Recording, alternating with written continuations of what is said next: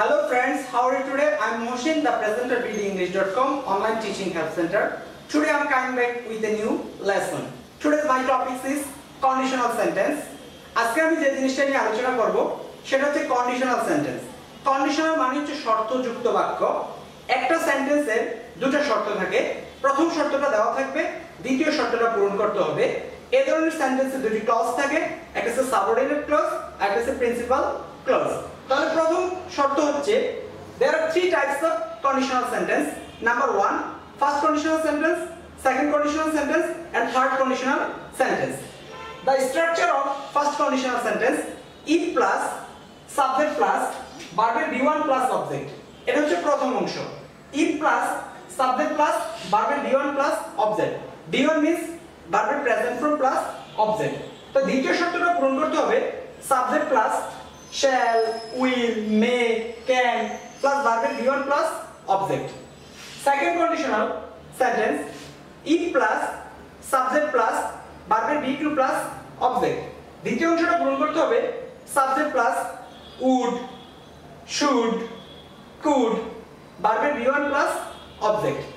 Then third conditional sentence if plus subject plus verb b3 plus object. এটা হচ্ছে third conditional সেন্টেন্সের প্রথম অংশ। দ্বিতীয় অংশটা আমাকে পূরণ করতে হবে subject plus would have, should have অথবা could have প্লাস ভার্বের b3 প্লাস অবজেক্ট। এর অর্থ হচ্ছে এই যে প্রথম সেন্টেন্সটা হচ্ছে shall, will, may, can। দ্বিতীয় সেন্টেন্সে আমরা ব্যবহার করব would, should, could এবং থার্ড কন্ডিশনালে ব্যবহার করব would have, should have এবং could have। of first conditional sentence এখন আমি first conditional sentence এর কিছু एग्जांपल নিয়ে আলোচনা করব। the example of first conditional sentence, the structure of first conditional sentence if plus subject plus verb b1 plus object আর দ্বিতীয় অংশ ছিল কি subject plus shall, will plus verb b1 plus object. First one, if he wants if plus subject plus verb b1 যদি এরকম হয় if he wants তাহলে সেটাকে আমাকে পূরণ করতে হবে subject plus shall, will plus verb b1 plus object. তার মানে কি I subject I will help him. If he wants I will help him. If he wants I will help him. এই শর্ত ছিল এই যে if he wants যদি সে চাইতো I will help him আমি তাকে কি করতাম সাহায্য করতাম।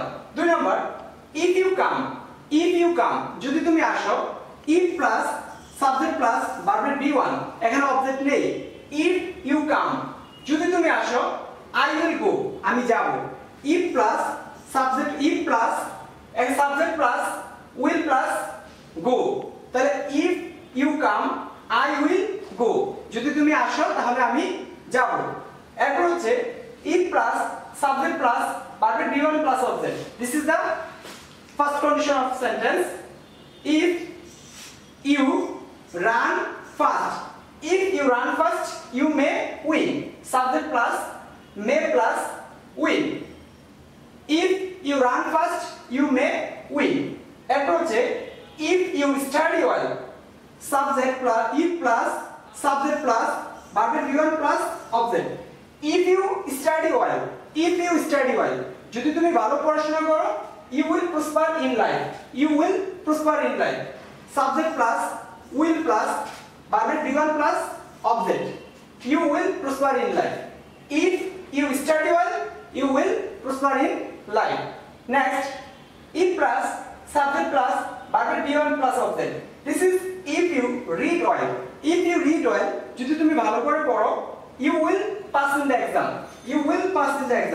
Subject plus shall, will থেকে যে কোনো একটা you will pass in the exam.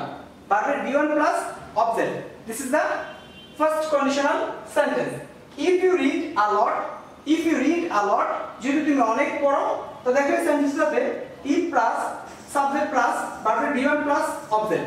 তাহলে if you read a lot যদি তুমি অনেক পড়ো you will learn a lot তুমি অনেক শিখতে পারবে। তাহলে এখানে subject plus will plus verb b1 plus